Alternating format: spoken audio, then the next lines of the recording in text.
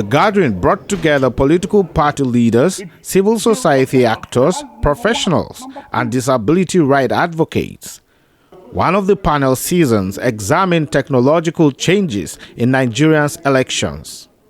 Comparing the 2015, 2019, and 2023 polls, discussions centered on BVAS deployment and radio frequency technology for real-time transmissions of results, with the INEC chairman, Professor Josh Amopeton, taking the lead. I don't see the issue of transmission as really a problem. I don't see the issue because from my little experience over 4 months now in INEC, the problem is not even network. The problem I have seen is the adequacy of the network we have. For instance, you expect that in a place like FCT, you should be able to transmit your results without any encumbrance. But we had a situation where it was impossible for us to have a real-time transmission of results, especially from Kabi ward on the following day. And in some of the wards, some results were transmitted.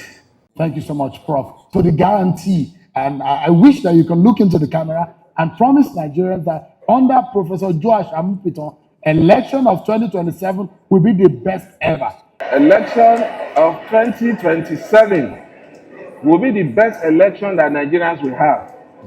Because Nigerians of 2023 is different from what you have in 2027. One of the panelists, Oluwole Osaze Uze, reflected on past irregularities. The initial, it was after INEC innovation, that look, you cannot prevent, because your card reader cannot read the fingerprints of a voter, you should allow that voter vote.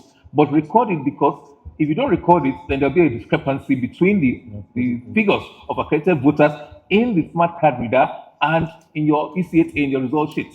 So that they might be overvoted. So to ensure that everybody whose name is on the register, who turns up to vote, is allowed to vote, you fill the incident form, say this, so that for audit purposes, this is why there's a shortfall discrepancy. That is why it said fill the incident forms. But now that became subject of abuse.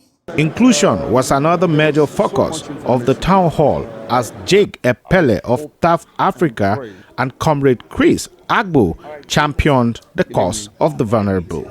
A lot was said today, a lot was put out there for the duty bearers to take responsibility. We hope and believe that at the end of the day, the executive arm and the legislative arm would have an open discussion and see where there are likely amendments can happen. And it's possible. And hopefully they will hear the voice of the citizens because these are the very people that will elect them into offices. Again, also on issues of persons with disabilities as well, some terminology that was also used, like incapacitated and all that. And again, not also capturing issues that also make it possible for persons with disabilities to also be voted for, making it easy. As political activities gather momentum ahead of the 2027 elections, the stakeholders agreed that continuous dialogue will be critical to the success of the exercise. The correlation is so strong that those who think that this does not matter are making a big mistake. In this conversation, we're determining what will happen to the generation that's ahead. The town hall meeting is excellent because it's an opportunity to immediately engage with the citizen on the new Electoral Act of 2026. And you had me talking about simple language legislation.